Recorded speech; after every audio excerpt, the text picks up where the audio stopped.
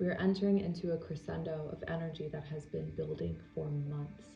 There is tension and friction being created in order to initiate change. As we are leading up to the peak of the square between Mars in Gemini and Neptune, the Sun, and Mercury in Pisces, the Moon in Sagittarius is creating a mutable T-square with all of these planets.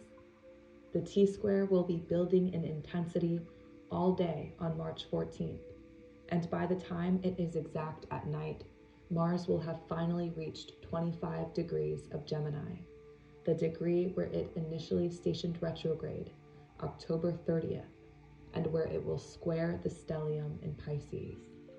A T-square is an aspect that is impossible to ignore, and we are being forced to take some sort of action. The mutable signs, Pisces, Gemini, Sagittarius, and Virgo, are adaptable, flexible, and they prepare us for change. When this T-square is exact at the end of the day, the Moon will also create a harmonious and expansive trine with Venus in Aries, while Venus moves closer into a square with Pluto at the anaretic degrees of Capricorn and Aries. What do you truly value, and what are you willing to do for it? Are you willing to fight for what you believe in? Are you willing to sacrifice or let go of the life you have now in order to move into the changes you deeply desire? Earlier in the day on March 14th, the Moon will create a quincunx with Uranus in Taurus, and at the same time create a harmonious fire trine with Chiron, Jupiter, and Vesta in Aries. The quincunx with Uranus could add to the tension that is already building between the stellium of planets in Pisces and Mars in Gemini. Ground your energy and lean into something you are passionate about, or tap into creative expression. Maybe even venture out of your comfort zone and try something new, like a new workout, food, or podcast. Do anything that can assist you in calming your nervous system. While Mars is at 24 degrees of Gemini, it will be in an activating sextile with Eris in Aries.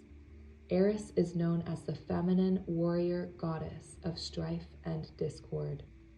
Astronomically, Eris is Pluto's twin, and in mythology, Eris is the sister of Ares, or Mars, the god of war.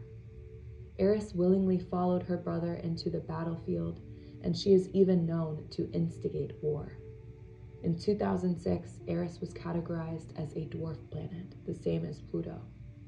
The orbit of Eris takes more than twice as long as Pluto's, and it is about the same size, though astronomers believe Eris is even more dense than Pluto. Similarly to Pluto, there is great depth to Eris that exists deep within our psyche and the subtleties of our society. The timing of Mars sextile Eris is so synchronistic to that of the mythology, where Eris would be alongside her brother, Ares, in battle. Many of us have been fighting on a spiritual battleground, even in our dreams. We've been facing our own shadows, as well as the shadows within our society. And Pluto, at the critical degree of Capricorn, the South Node, finishing the final degrees of Scorpio, so much of what has been hidden is being revealed. The dispositors of the South Node, Pluto and Mars, are being heavily activated, and so much is rising to the surface to be revealed. Many of us feel as though we have been betrayed by the world we live in, but it is important to not be victims and to overcome the challenges we face and allow them to contribute to our strength and our mission. Mars is finally nearing the end of the retrograde that began during the fall eclipse season, in between the first two squares with Neptune. Many of us were forced to adapt to the changes in our lives and pivot in a new direction, a direction that ultimately returned us closer to our truth and our reason for being here. We had to differentiate between what was real in our lives and what was merely an illusion. Many of us were able to connect more deeply with our intuition as we navigated the fog and the confusion we were faced with. We learned how to slow down and understand when we needed to take action and when we needed to observe and allow certain factors to play out. Over the next week or two, as we move through the final Mars-Neptune square, we will need to apply the lessons that we learned over the last several months.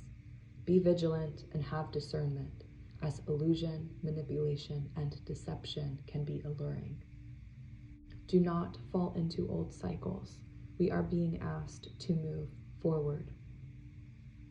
When Eris is activated, the need to fight for what one believes in is ignited.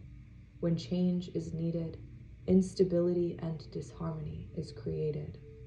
This is being activated within us all, and immense change is on the horizon, though we must take action towards where our instincts or intuition is guiding us, and be decisive in our action. Remember why you came here and embody that. The stars are aligning in a way that is initiating the spark that lies within us all.